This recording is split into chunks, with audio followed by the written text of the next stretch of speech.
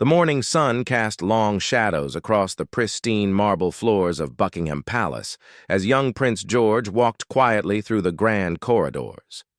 At just 10 years old, he had grown accustomed to the constant presence of royal guards, their red uniforms and stoic expressions a familiar sight in his daily life.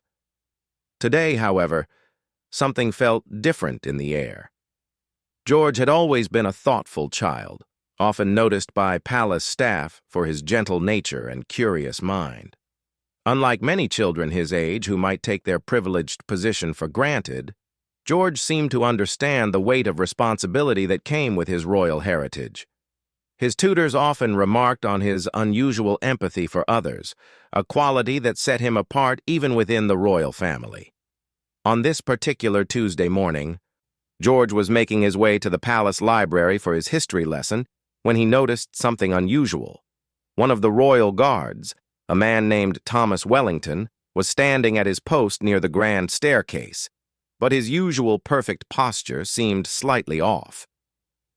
George had seen Thomas many times before during his walks through the palace, and while guards were trained never to acknowledge the royal family unless spoken to first, George had always sensed a kindness in the man's eyes. As George approached, he could see that Thomas was trying hard to maintain his professional composure, but there were unmistakable signs of distress. The guard's hands trembled almost imperceptibly, and his breathing seemed labored. Most people would have walked past without a second thought. But George possessed an unusual ability to notice when others were suffering. Thomas Wellington had served in the Royal Guard for 15 years. He was a decorated veteran who had served his country with honor before joining the palace security detail. Known among his colleagues for his reliability and dedication, Thomas took immense pride in his role protecting the royal family. However, that morning, he was fighting a battle that no amount of training could have prepared him for. Just 3 hours earlier, Thomas had received a phone call that would change his life forever. His 8-year-old daughter, Emma, who had been battling leukemia for the past 2 years, had taken a sudden turn for the worse. The doctors at the children's hospital had called to inform him that Emma's condition had deteriorated overnight, and they weren't sure how much time she had left. The cruel irony was not lost on Thomas. Here he was, trained to protect and serve, standing guard over one of the most secure buildings in the world, yet he was powerless to protect the most precious thing in his own life. His wife Sarah was at the hospital, holding vigil by their daughter's bedside, while he was bound by duty to remain at his post. Thomas had requested emergency leave, but due to a critical security situation involving visiting foreign dignitaries, his supervisor had informed him that he couldn't be released from duty until the evening shift arrived. The weight of this responsibility, combined with his desperate desire to be with his dying daughter, was crushing his spirit with every passing moment. Prince George had always been taught about duty and service, but he had also been raised to recognize human suffering when he saw it. As he studied Thomas's face, he could see past the professional mask to the anguish beneath. The young prince had an instinctive understanding that something was terribly wrong. Without hesitation, George broke protocol and approached the guard directly. In the royal family, interactions with staff were typically formal and initiated by the royals only when necessary. Children, especially, were taught to respect the invisible boundaries that existed between the family and those who served them. But George had never been one to let convention override compassion. "Sir," George said softly, his voice barely above a whisper. "Are you all right?" Thomas was startled by the direct address. Royal protocol dictated that he should acknowledge the prince with a respectful nod and maintain his silence unless directly questioned about security matters. But the genuine concern in the young boy's voice caught him off guard. For a moment, his professional training warred with his human need for connection during this darkest hour. "Your Royal Highness," Thomas replied, his voice catching slightly. I am fine. Thank you for your concern." But George was perceptive beyond his years. He could see the moisture in Thomas's eyes, the slight tremor in his voice, the way his hands clenched and unclenched at his sides. The prince had learned to read people's emotions from his grandmother, the late Queen Elizabeth, who had taught him that true leadership meant understanding the hearts of those around you. "You don't look fine," George said, with the honest directness that only children possess. "You look like you're very sad about something." Thomas felt his composure beginning to crack. The simple kindness in the prince's voice, the genuine care from someone he was sworn to protect, was overwhelming. In that moment, the professional distance that had always existed between him and the royal family seemed to dissolve. "Your Highness," Thomas began, his voice thick with emotion, "my daughter, she's very sick. The doctors, they don't think—" He couldn't finish the sentence. George's eyes widened with understanding and compassion. Despite his young age, he had experienced loss in his own family and understood the weight of such pain. Without a moment's hesitation, he stepped closer to Thomas, breaking every rule of royal protocol in the process. "What's her name?" George asked softly. "Emma," Thomas whispered. "Her name is Emma. She's 8 years old and she loves butterflies and fairy tales. She always asks me to tell her stories about the palace when I get home from work." The pain in Thomas's voice was evident, and George felt his own heart breaking for this man who had dedicated his life to protecting others, but couldn't protect his own child. The young prince understood instinctively that this was a moment that called for action, not just sympathy. "Where is she now?" George inquired gently. "At Great Ormond Street Hospital," Thomas replied. "She's been there for 3 weeks now. My wife is with her, but I can't leave my post. There are important visitors today. And security protocols." George nodded solemnly. He understood duty and responsibility, but he also understood that some things transcended protocol. In that moment, the young prince made a decision that would demonstrate wisdom far beyond his years and show the true character that had been instilled in him through years of careful guidance and natural compassion. The corridor around them seemed to hold its breath as George processed this information. Other guards stationed nearby had noticed the unusual interaction but maintained their positions, unsure of how to respond to this unprecedented breach of protocol. The palace staff who passed by couldn't help but slow their pace, sensing that something significant was unfolding. George looked up at Thomas with determined eyes. "Mr. Wellington," he said, using the guard's surname with the respect he had been taught to show all people, regardless of their station. "I think Emma needs her father right now more than the palace needs another guard." The simple truth of this statement hung in the air between them. Thomas felt tears he had been holding back for hours finally begin to fall, and he struggled to maintain his military bearing in the face of such unexpected kindness from the young prince he had sworn to protect. Prince George stood in the grand corridor of Buckingham Palace, his young mind working quickly to understand the full scope of Thomas Wellington's heartbreaking situation. The 10-year-old prince had just learned that one of his protectors was suffering in silence, torn between duty and the desperate need to be with his dying daughter. The weight of this knowledge settled on George's small shoulders, but rather than overwhelming him, it seemed to strengthen his resolve. "Mr. Wellington," George said quietly, his voice carrying an authority that seemed impossible for someone so young. "I need you to tell me exactly what the rules are about leaving your post." Thomas wiped his eyes quickly, trying to regain his composure. "Your Highness, palace security protocol requires that all guard positions remain staffed during high alert periods. We have foreign diplomats visiting today, and my supervisor cannot release me until the evening shift arrives at 6 o'clock. It's just how things work." George nodded thoughtfully. He had grown up understanding the importance of security and protocol, but he had also been raised to understand that rules existed to protect people, not to cause them unnecessary suffering. His parents had always taught him that true leadership meant knowing when to follow rules and when to question them for the greater good. "Who is your supervisor?" George asked. "Captain Morrison, Your Highness. He's in charge of the day shift security detail." George knew Captain Morrison well. The man had been with the palace security team for over 20 years and was known for his strict adherence to protocol. However, George also remembered his grandmother's wisdom about understanding the people who served them.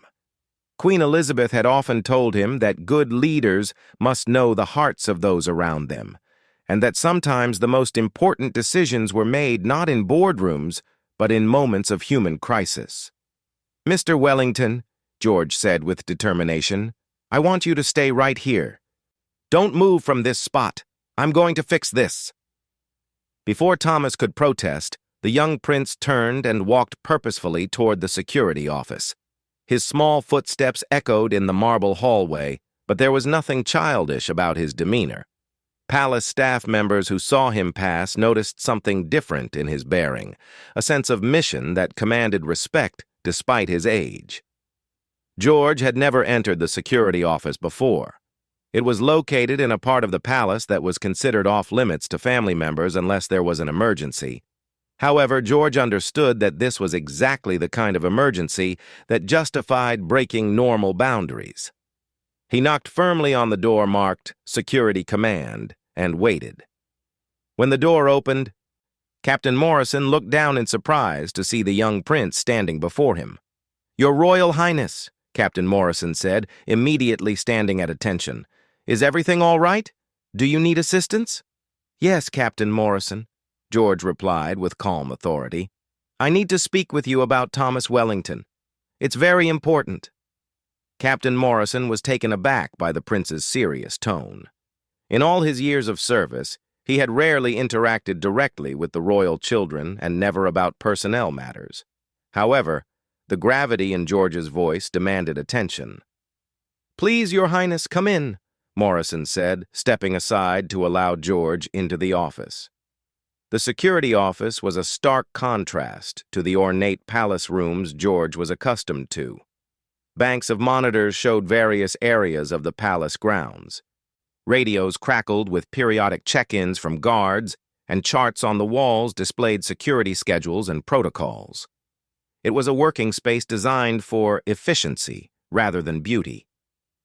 "Captain Morrison," George began, his voice steady despite his age, "I need you to release Mr. Wellington from duty immediately so he can go to the hospital to be with his daughter." Morrison blinked in surprise. "Your Highness, I'm not sure you understand the security requirements we have in place today. Mr. Wellington is assigned to a critical post, and with the foreign diplomatic delegation visiting, we cannot afford to have any gaps in our coverage." George looked directly at the captain with eyes that seemed older than his years. "Captain, I need you to explain something to me. We have security to protect my family, correct?" "Yes, Your Highness." "That is our primary mission. And you take this responsibility seriously because you believe my family's lives are important?" "Absolutely, Your Highness. There is nothing more important than ensuring your safety and that of your family." George nodded slowly. "Then help me understand why Mr. Wellington's daughter's life is any less important than mine." The question hung in the air like a challenge. Captain Morrison opened his mouth to respond, but found himself at a loss for words. The simple logic of the 10-year-old prince had cut straight to the heart of a moral complexity that his years of military training hadn't prepared him for.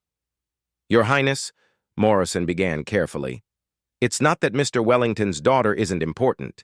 It's that we have protocols and responsibilities." "Captain," George interrupted gently but firmly, "my grandmother taught me that our most important responsibility is to take care of the people who take care of us. Mr. Wellington has spent 15 years protecting my family. Now his family needs protection, and we're the ones who can provide it." George paused, letting his words sink in before continuing. How many other guards are on duty today? Morrison consulted his schedule. We have 42 guards on active duty, Your Highness. And if Mr. Wellington leaves his post, how long would it take to move another guard to cover his position? Well, approximately 10 minutes, but the protocols require... So in 10 minutes, you could rearrange the security coverage to allow Mr. Wellington to be with his dying daughter. Morrison felt the weight of the prince's logic. Yes, Your Highness, technically that would be possible, but... Then I don't understand what we're waiting for, George said with quiet conviction.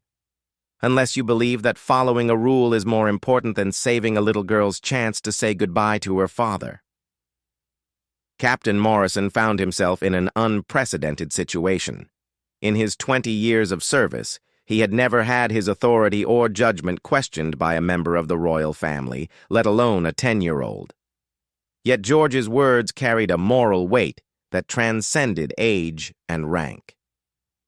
Your Highness, Morrison said slowly, if I authorize Mr. Wellington's emergency leave, it would set a precedent that could complicate future security operations. George considered this carefully.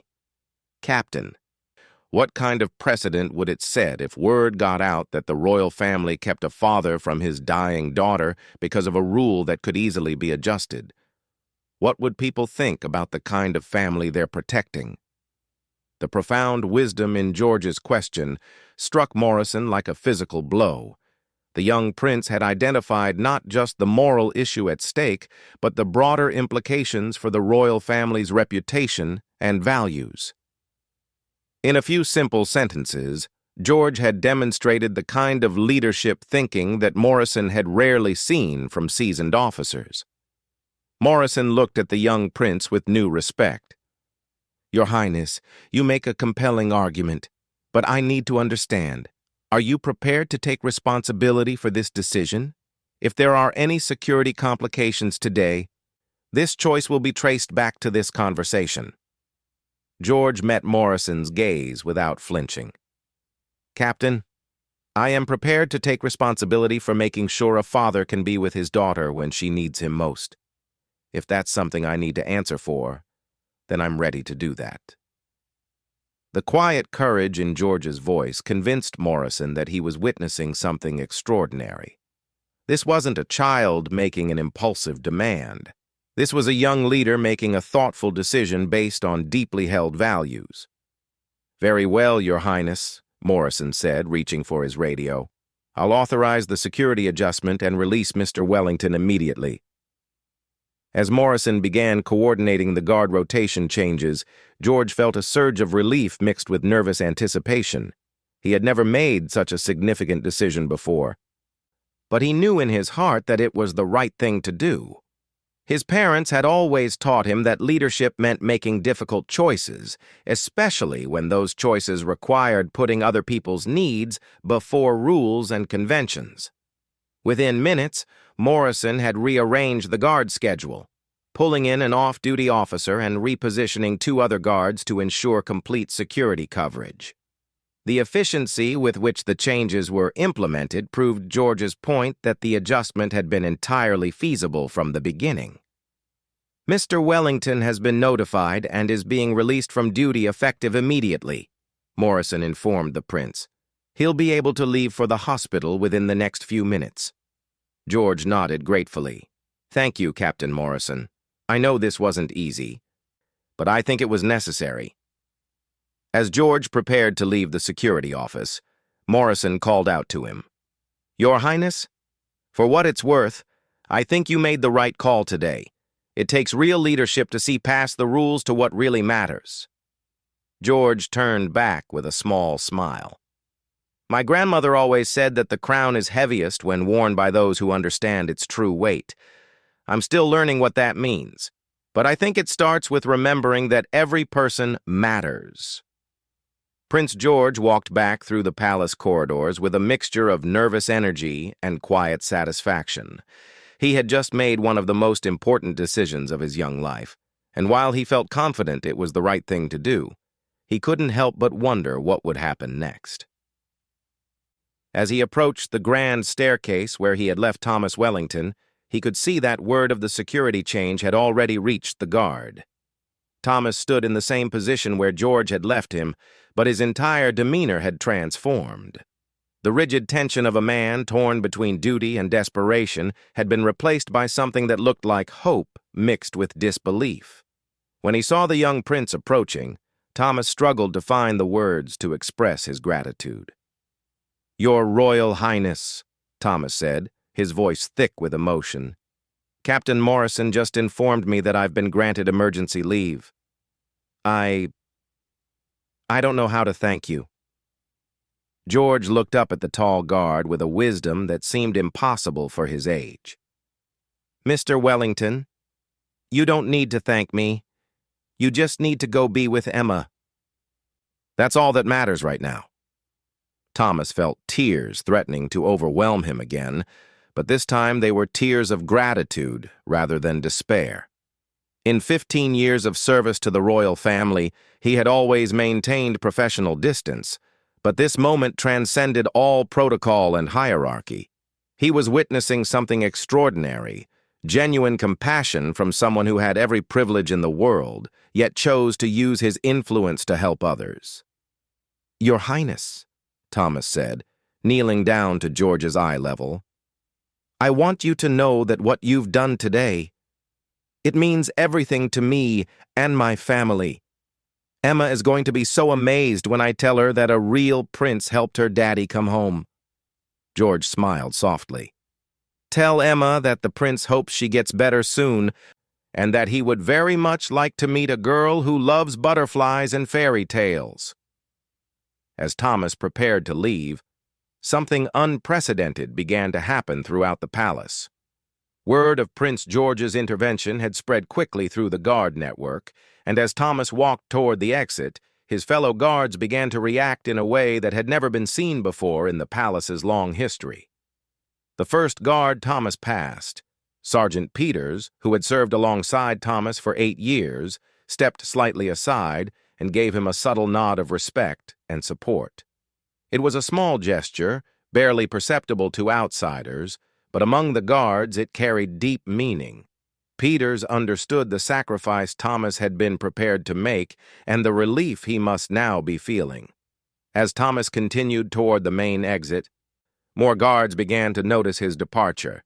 Each one, bound by protocol to remain at attention at their posts, found their own quiet way to acknowledge what was happening. Some offered nearly imperceptible nods, others straightened their posture even more formally as a sign of respect, and a few managed brief eye contact that conveyed their support for their colleagues' desperate situation. Word had also reached the palace staff, and they too began to pay attention to Thomas's passage through the palace. Housekeeping staff paused respectfully in their work. Kitchen personnel who glimpsed him through doorways offered encouraging smiles, and even the palace administrative staff found reasons to be near the corridors as Thomas made his way out. But the most remarkable moment came as Thomas approached the final corridor before the main exit. This hallway was lined with 6 guards at regular intervals, representing the formal honor path that visiting dignitaries typically used when leaving the palace. As Thomas entered this corridor, still dressed in his Royal Guard uniform but now walking as a father rushing to his dying child rather than a sentinel at his post, something extraordinary occurred. The first guard in the line, without breaking his formal stance or looking directly at Thomas, took one small step backward from his position. It was a gesture so subtle that most people would never notice it, but within the rigid world of royal protocol, it was revolutionary. The step backward was a sign of deference and respect, acknowledging that Thomas was carrying a burden that transcended their formal hierarchy.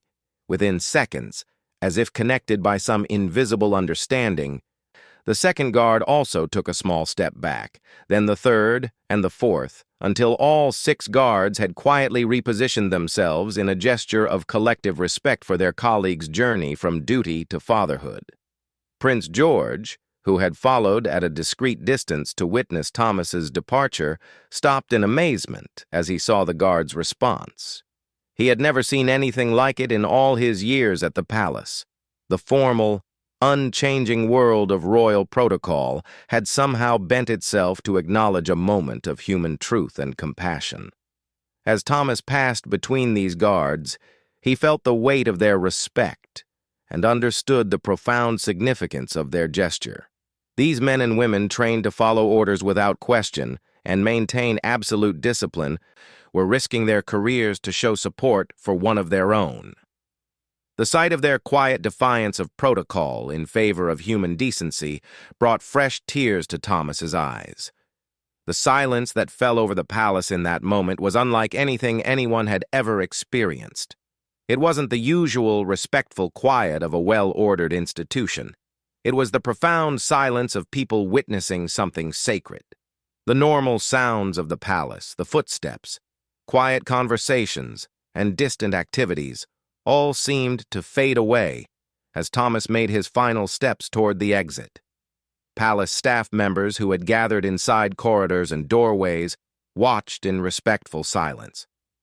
Some had tears in their eyes, moved by the display of humanity they were witnessing. Others stood with their hands clasped, as if offering silent prayers for Thomas and his daughter. The usual boundaries between different levels of palace staff seemed to dissolve in the face of this shared moment of compassion. As Thomas reached the main exit, he turned back one final time toward the interior of the palace. Through his tears, he could see Prince George standing in the distance, watching his departure with the same quiet dignity that had characterized their entire interaction. Thomas raised his hand in a small salute, not the formal military gesture he would typically offer to royalty, but the heartfelt acknowledgement of one human being to another who had shown him extraordinary kindness. George returned the gesture with a small wave and a solemn nod, understanding that he was witnessing the conclusion of something that would change him forever. This wasn't just about helping one guard reach his daughter.